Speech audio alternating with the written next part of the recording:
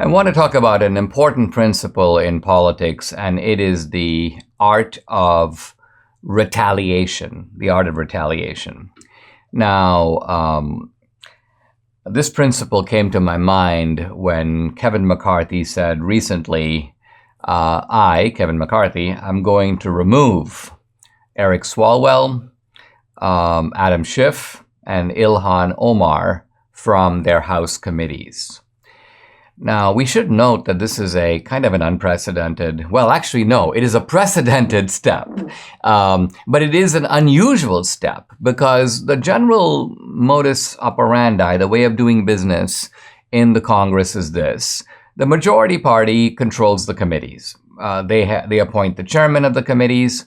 And the committees, by the way, are the mechanism through which legislation passes. Committees are very important. The Judiciary Committee, the Ways and Means Committee, and so on.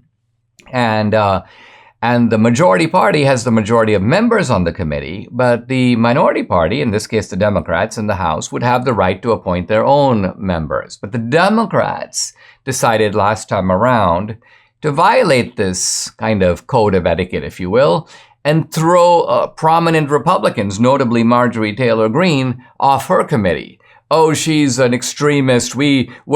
So extremist or not, the point is she's not being named by your side. She was being named by the Republican side. And the fact that the Democrats said, well, we have the power to do it, so we're going to do it. It was very important, and it is very important for Republicans to be like, well, you know what? Two can play at this game. You can do it to us. But when our chance comes, we're going to do it to you. And our chance has, in fact, come. Because even though Republicans are going to have a narrow majority, by the way, it's no narrower than the Democrats had the last time, a majority of probably somewhere between maybe 5, 6, or 7 seats. But that's enough.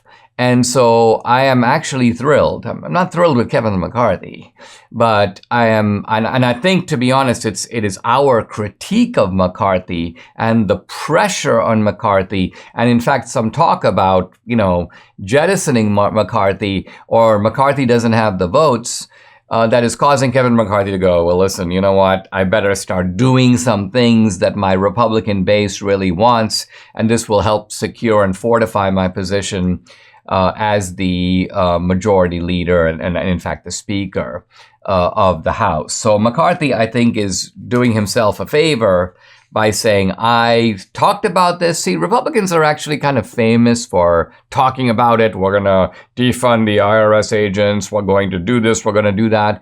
But then they don't. Inexplicably, they do not do it. And then the Republican base gets kind of frustrated. It's like, wait a minute, why did we vote for you? People start talking about the uniparty. People start becoming demoralized. And, Nancy Pelosi, you got to give it to her. She might be vodka Nancy and so on, but she fights for her side. She uses her power. She's not a genius. In a way, she's no Newt Gingrich. Newt Gingrich was Speaker of the House in the 1990s, and Newt was a comprehensive and strategic thinker. No one would say that of Nancy Pelosi, but you know what Nancy Pelosi is? She's a fighter, and she's a very good vote counter.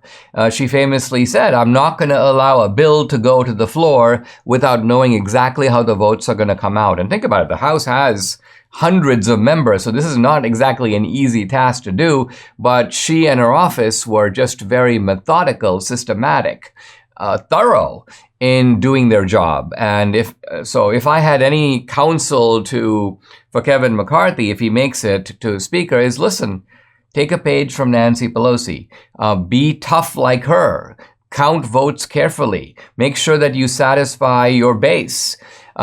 Keep a broad coalition on your side. Make sure you have the votes.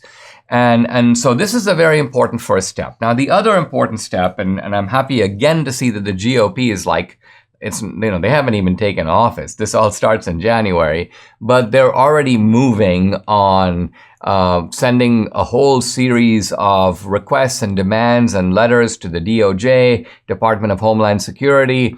It looks like they're going to open investigations into Mayorkas, open investigations into Merrick Garland. I saw Marjorie Taylor Greene yesterday, to my just delight, talk about defunding the special counsel on Trump. Just take away the resources of that operation, and it essentially goes poof.